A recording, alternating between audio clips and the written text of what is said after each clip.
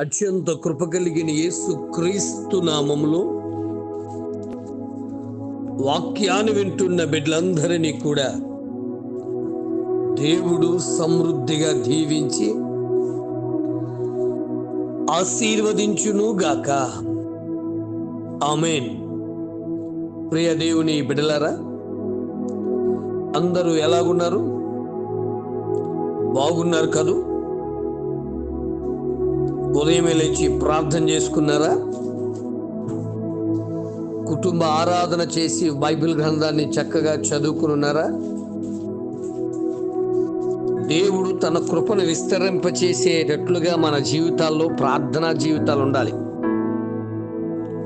దేవుడు ఆయనకు మొర్రపెట్టే వారిని ఆయన ఎన్నడూ తృణీకరించడు. పరిశుద్ధ గ్రంథం తెలియజేస్తుంది కదా, 69వ కీర్తన 33వ చరణాన్ని మనం చదివినప్పుడు, దేవునికి ఎవరైతే మొర్ర పెడతారో దేవుడు వారికి సమాధానమిస్తాడు, ఆయన వారిని తృణీకరించడు. నిజమే. నువ్వు ఎలాంటి స్థితిలో ఉన్నా, ఎలాంటి పరిస్థితుల మధ్య ఉన్నా, ఏ విధమైన రీతిలో నీవు ఉన్నటువంటి ఆయనను దేవుడి దగ్గరకు వచ్చి నువ్వు మొర్ర పెట్టినట్లయితే ఆయన తప్పకుండా నీ మొరను ఆలకించి నీకు సమాధానం ఇవ్వగలిగిన శక్తిమంతుడు. 10 మంది కుష్ఠరోగులు యేసు ప్రభు దగ్గరకు వచ్చారు. ఆయన దగ్గరకు వచ్చి, అయ్యా నీకు ఇష్టమైతే మమ్మల్ని శుద్ధిని చేయి అన్నప్పుడు, నాకు ఇష్టమే, మీరు శుద్ధులు కండి అని చెప్పి దేవుడి వారిని స్వస్థపరిచాడు.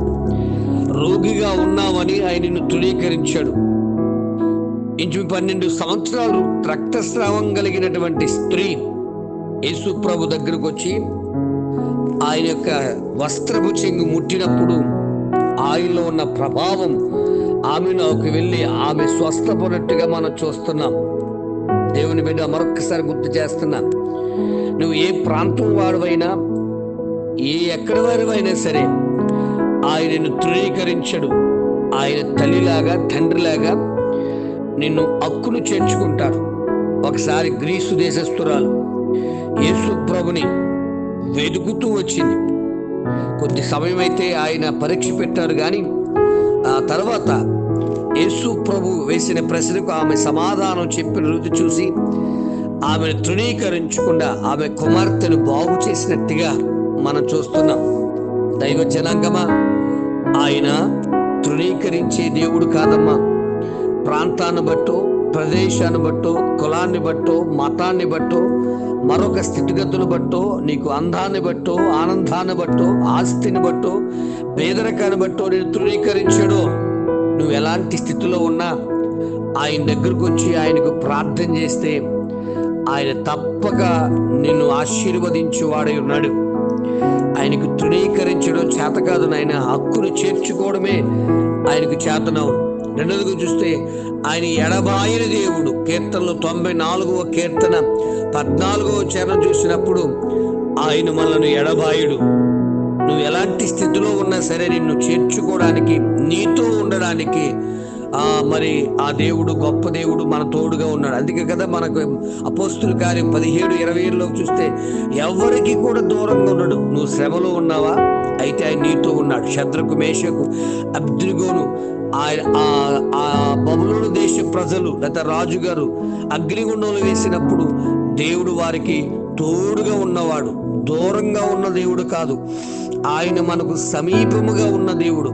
దానియేలును సింహపు బోనులో వేసినప్పుడు, దయచేసి దేవుని బిడ్డ, ఆయన దానియేలుకు సమీపముగా ఉన్నాడు.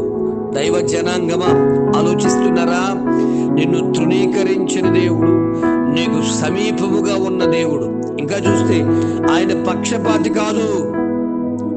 అపోస్తుల గారు 10వ అధ్యాయము 34వ వచనంలో వీళ్ళ మా పార్టీ, వాళ్ళ ఆల పార్టీ, వాళ్ళ ఏళ్ళు, వీళ్ళ ఆళ్ళు అని చెప్పేసి ఆయన అన్నాడు. నువ్వు ఎవరివైనా సరే, అపోస్తుల గారి గ్రంథం 10వ అధ్యాయంలో కొర్నేలి ఇటలీ పటాలములకు చెందిన వాడే, అన్య జాతికి చెందినవాడైనను వారందరి మీదకి తన పరిశుద్ధాత్మను పంపించి తన వాక్కును పంపించి, తన సేవకును పంపించి వారి కుటుంబాలు రక్షించినట్లుగా చూస్తున్నాం మనం. బిడా, మరి ఆయన పక్షపాతి కాదు, ఆయన దూరస్తుడు కాదు, ఆయనను తృణీకరించేవాడు కాదు. ఇంకా చూస్తే హెబ్రీ 6:10 ప్రకారం ఆయన అన్యాయస్తుడు కాదు, న్యాయమును జరిగించే న్యాయాధిపతి ఆయన. బిడ్డ, మరికెందుకు ఆలస్యం? నా యేసుని నమ్మి ఆ గొప్ప దేవుని నమ్ముకుని దైవ ఆశీర్వాదాలు పొందడానికి దేవుడు కృపను అనుగ్రహించాలని ఆశపడదు. ఇంకా చూస్తే యెషయా గ్రంథం 43:25 చూస్తే దేవుడు నీ పాపములను జ్ఞాపకం చేసుకోడు, ఆయన పడేస్తాడు. దయచేసి సముద్రగాధములు పడేసి నిన్ను పరిశుద్ధుడిగా ఉంచాలని తన కుమారుడు యేసుక్రీస్తు ప్రభు ఈ లోకానికి వచ్చాడు, నేను రక్షకుడిగా నీకు రక్షించాడు. నీ పాపాలను పదే పదే ఆయన జ్ఞాపకం చేసుకున్నా. పాపాలను విడిచిపెట్టి, అతిక్రమాలు విడిచిపెట్టి దేవుని కొరకు నిలబడితే నా దేవుడు నీకు ఎంతో సమీపస్తుడు. ఆయనను తృణీకరించాడు, ఆయన పక్షపాతి కాదు కనుక నీకు న్యాయము తీర్చి నీ పాపములు తిరిగి జ్ఞాపకం చేసుకోనకని తన బిడ్డగా నిన్ను చేర్చుకుని దైవ ఆశీర్వాదాలు అనుగ్రహిస్తాడు. మరి ఈ ఉదయకాల సమయంలో ఈ వాక్కు ద్వారా నువ్వు బలపడాలని ఆశపడుతున్నా, ఒక్కసారి ఏ పరిస్థితిలో ఉన్నావో, ఏ స్థితిగతులు ఉన్నావో ధైర్యం తెచ్చుకో. నీకు సమీపముగా ఉన్న దేవుడు నా దేవుడు, నీ మొరను వింటున్న దేవుడు నా దేవుడు, నీతో శ్రమను అనుభవిస్తున్న దేవుడు నా దేవుడు, నీ పాపము కొరకే ప్రాణం పెట్టిన దేవుడు నీ దేవుడు నా దేవుడు. అందరు విడిచిపెట్టేసిన నువ్వు దరిద్రుడు, పనికిరాని వాడు, నువ్వు చెడపుట్టిన వాడు అని అనేక మంది అంటున్నా, నువ్వు పుట్టికే మా కుటుంబానికి దరిద్రం అని ఏడిపిస్తున్నా, యేసే చెప్తున్నాడు, ఎవరేమన్నా నీకోసమే బిడ్డ పరమ సింహాసనాన్ని విడిచిపెట్టి భూలోకానికి వచ్చేసాను.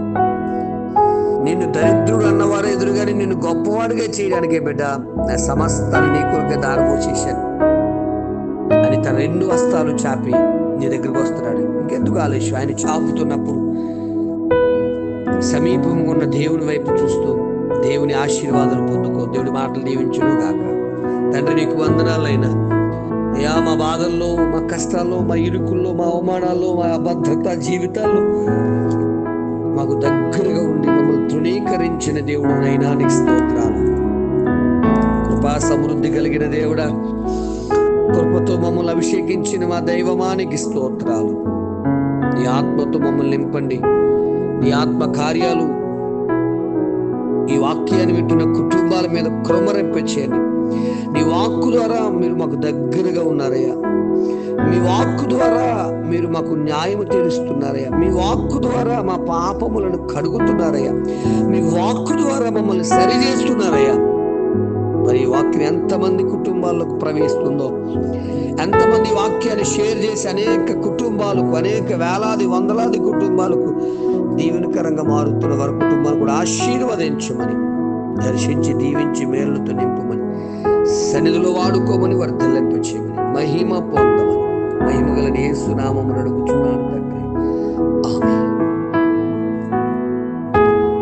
ప్రార్థనావసరాల కొరకు నా సెల్ నంబర్ 9866958571. ప్రభు కృప మీకు తోడుగా ఉండును గాక.